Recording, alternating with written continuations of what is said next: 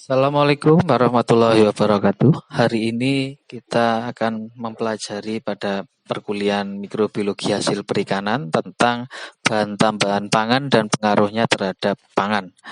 Sebelumnya kita lihat definisi dulu dari bahan tambahan pangan ini adalah suatu bahan atau nutritionist maupun yang tidak nutritionist yang ditambahkan pada pangan untuk memperbaiki flavor, tekstur maupun beberapa properties dari pangan.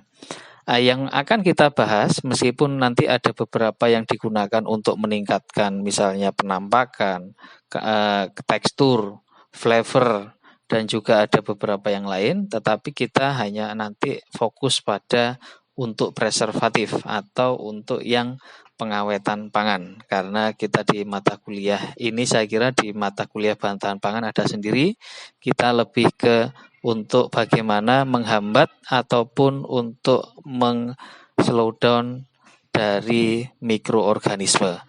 Nah, yang perlu kita pelajari pertama adalah bahwa bahan tambahan pangan itu bisa ditambahkan pada produk untuk memperbaiki kenampakan, tekstur, flavor, nutritionist maupun yang untuk mencegah terjadinya proses kemunduran mutu. Kapan itu dilakukan? Ini bisa selama proses manufacturing, processing, preparing, kemudian ada beberapa yang setelahnya baru akan ditambahkan. Beberapa contoh yang biasanya digunakan itu fungsinya mekanismenya macam-macam. Ada yang digunakan untuk mengatur keasaman, kemudian misalnya anti foaming, antioksidan dan yang lain. Ini ada beberapa kelas sebenarnya sampai 23 kelas, tetapi yang kita pelajari hari ini hanya di preservatif karena yang berhubungan dengan mikrobiologi itu hanya yang preservatif. Nah, dalam preservatif ini pada dasarnya juga bisa dikombinasikan dengan beberapa yang lain karena preservatif atau keawetan pangan itu bisa juga ditambahkan dengan antioksidan. Ada beberapa nanti tambahan yang dia ditambahkan tidak hanya fungsinya untuk menghambat mikrobiologi, tetapi juga memberikan flavor. Contohnya adalah penambahan gula misalnya, atau NaCl, garam. Itu juga selain sebagai antimikrobial juga memberikan cita rasa, sehingga ada beberapa terkadang tambahkan satu bahan dan mempunyai dua fungsi atau bahkan tiga fungsi yang berbeda. Contoh dari beberapa preservatif adalah sodium benzoat, benzoik acid, sorbat, ini untuk yang asid. Dan ada beberapa tambahan selain karena preservatif itu bisa dibagi dua. Yang pertama adalah natural dan yang kedua adalah sintesis. Kalau yang natural contohnya misalnya menambahkan madu, menambahkan beberapa bahan-bahan yang memang ada secara natural. Kalau yang secara sintetik atau chemical ini biasanya sodium benzoat atau sodium nitrit itu digunakan untuk memodifikasi mikroorganisme dalam pangan.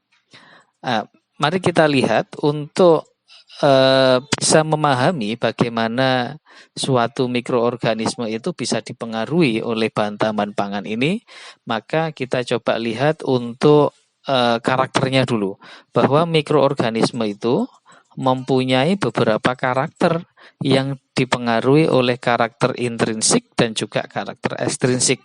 Beberapa hal ini nanti akan sangat berpengaruh pada sebaik mana suatu bahan tambahan pangan itu bisa digunakan untuk mengawetkan pangan. Nah, intrinsik ini pH, kemudian aktivitas air, oksidasi reduksi potensial, kemudian microbiological content dan yang lain, kemudian ada penyimpanan misalnya, kemudian ini semuanya berpengaruh pada mikroorganisme. Nah, kalau kita lihat satu persatu, maka pH misalnya contoh ini aja, bahwa pH pangan itu bermacam-macam dan kita bisa menduga sebenarnya dari pH produk itu kira-kira mikroorganisme apa yang ada di sana. Contoh misalnya kalau di sini ada cheese, kemudian fish, kemudian yang lain, ini maka akan berbeda yang ada di sini. Karena cheese misalnya, maka ada kecenderungan asam. Sedangkan ikan ini meskipun kecenderungan asam tetapi mendekati netral. Sehingga biasanya kalau 7, maka mikroorganisme itu sangat mudah untuk tumbuh di sana. Nah, kalau misalnya asam, maka kita bisa lihat sebenarnya golongan apa saja. Contohnya misalnya kalau yang asam, maka acidofil, lactobacillus, bifidobacterium ini akan ada di pH-pH yang mendekati asam. Nah, yang paling penting dari sini, misalnya contoh crude-nya itu juga nanti akan bisa kita lihat. Kita bisa modifikasi. Contoh misalnya, jika pH-nya ini sangat rendah, maka kemungkinan bakteri-bakteri hampir tidak mungkin ada di sana. Tetapi golongan mold dan yeast yang akan kemungkinan masih bisa hidup. Tetapi ingat, semuanya ini hampir bisa hidup pada pH 7 atau mendekati 7. Sehingga sebenarnya hampir semua mikroorganisme ini juga bisa hidup. Nah, selanjutnya misalnya contoh AW ya. Water activity ini kita bisa melihat di sini semuanya membutuhkan spesifik. Bakteri itu mempunyai spesifik water activity. Sedangkan kalau kita lihat di sini beberapa produk itu mempunyai water activity yang berbeda-beda. Contoh misalnya ikan kering 6 sampai 9. Maka kita lihat misalnya 6 sampai 9 ini 0,6 sampai 0,9 ini maka hampir semuanya bisa hidup ini. Misalnya yeast, staphylococcus semuanya ini masih bisa hidup. Lah biasanya 0,4 atau aktivitas air di bawah 0,4 itu kita bisa aman. Contohnya misalnya kopi yang sudah digiling kering, maka hampir tidak dimungkinkan di sana ada beberapa bakteri. Nah, yang paling penting beberapa bahan yang tadi kita sebutkan mempunyai efek yang berbeda-beda. Nah, pada dasarnya sodium, kemudian misalnya madu ataupun yang lain, itu prinsipnya adalah untuk menurunkan mikroorganisme yang menyebabkan kebusukan ini.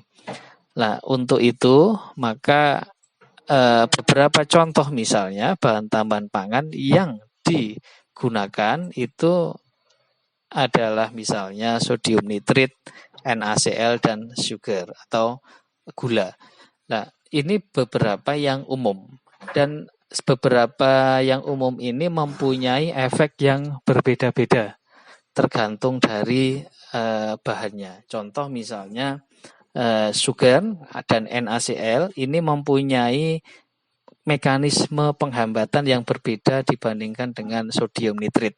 Kalau di NaCl dan sugar ini biasanya dia bekerja dengan cara menurunkan aktivitas air atau bahkan dia kalau bersentuhan dengan mikroorganisme maka akan bisa menarik cairan yang ada di dalam sel mikroorganisme sehingga nanti terjadi proses pemindahan cairan, osmosis dan akhirnya mikroorganisme akan kehilangan cairannya, sitoplasmiknya akan terganggu, metabolismenya terganggu dan akhirnya akan mengalami proses kematian.